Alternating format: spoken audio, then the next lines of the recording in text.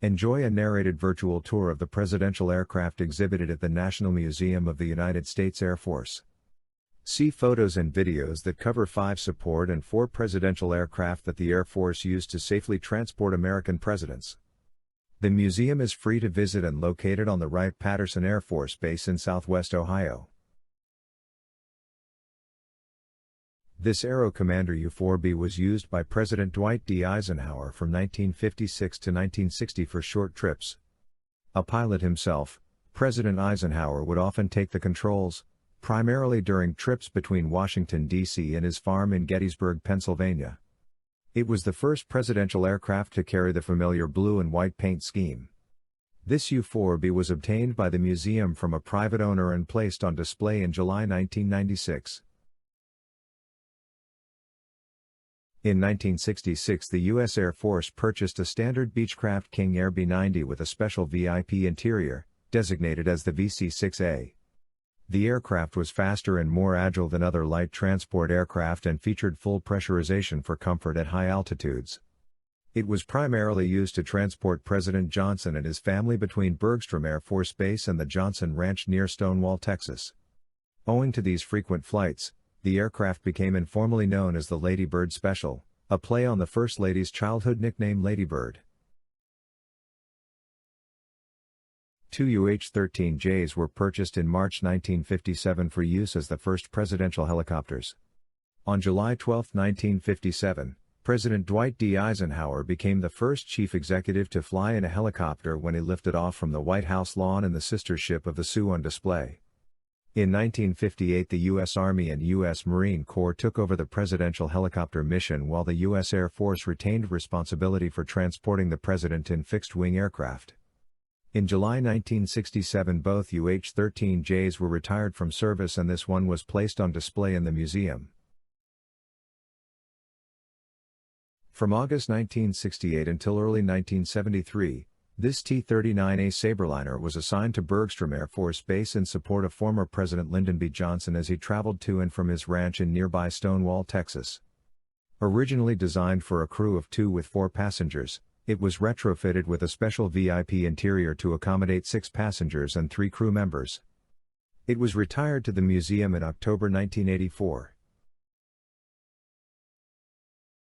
The civilian Gulfstream III, military designation C-20B, provided executive airlift to thousands of senior American leaders for more than 2 decades.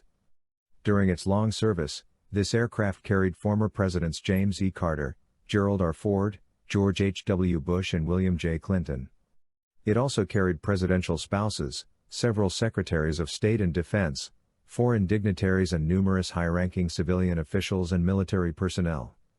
The C-20B on display was retired to the museum in September 2015 following almost 30 years of service. Douglas's VC-54C Skymaster was the first aircraft purpose-built to fly the President of the United States.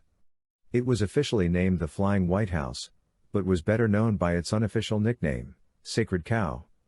The unpressurized cabin included an executive conference room with a large desk and a rectangular bulletproof window.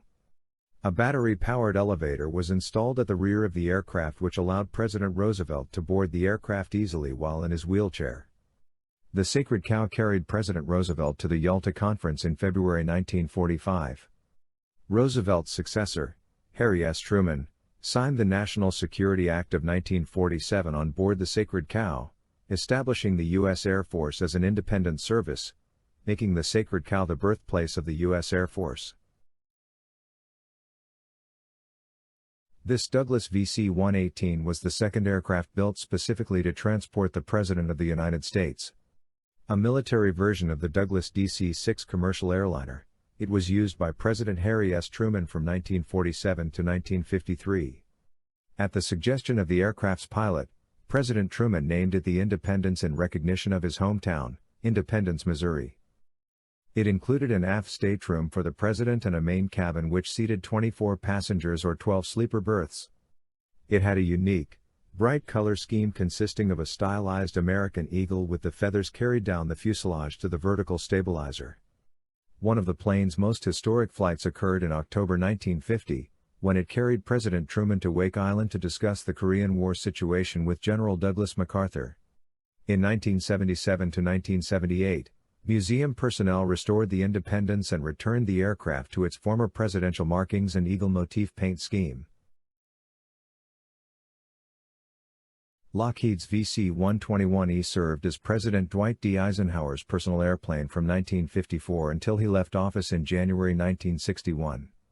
Eisenhower named this aircraft Columbine III, after the official state flower of Colorado in honor of his wife Mamie. An adopted daughter of that state, Mrs. Eisenhower formally christened the Columbine III with a flask of water from Colorado instead of the traditional bottle of champagne.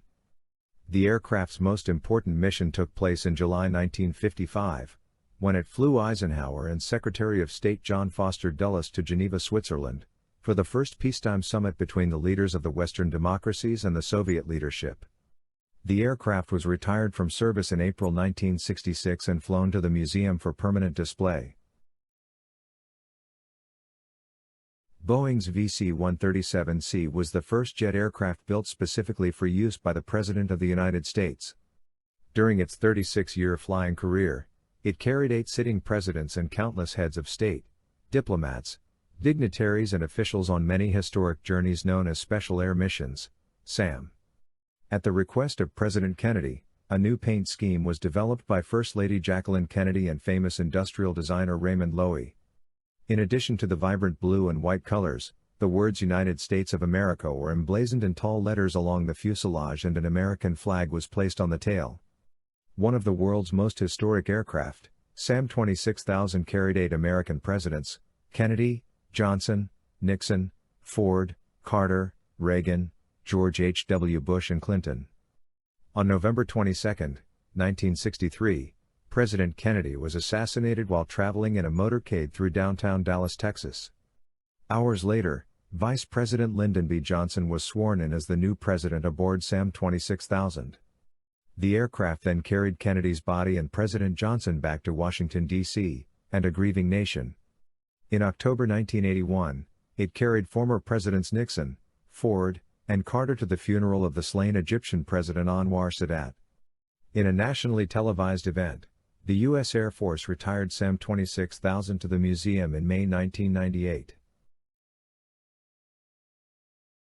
I hope you enjoyed this narrated virtual tour of presidential aircraft exhibited at the Air Force Museum.